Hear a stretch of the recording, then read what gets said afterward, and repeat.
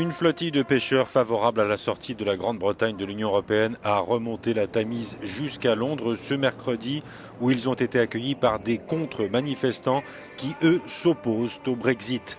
À 8 jours du référendum, les derniers sondages donnent les partisans du Brexit devant ceux qui souhaitent voir la Grande-Bretagne rester au sein de l'Union européenne.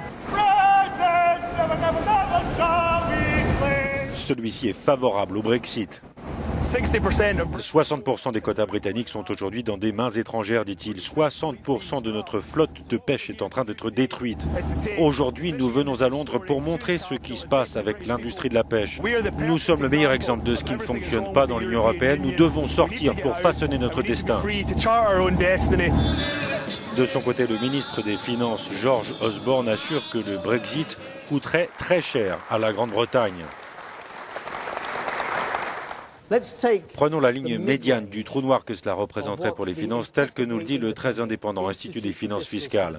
Nous parlons d'une ligne médiane, pas du pire des scénarios. La ligne médiane est un trou de 30 milliards de livres sterling pour les finances publiques.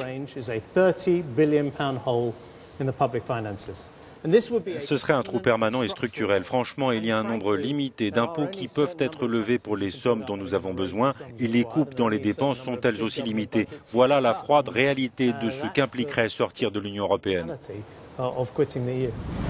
Les élus conservateurs favorables au Brexit accusent le ministre des Finances d'avoir imaginé un budget de punition en cas de sortie de la Grande-Bretagne de l'Union européenne.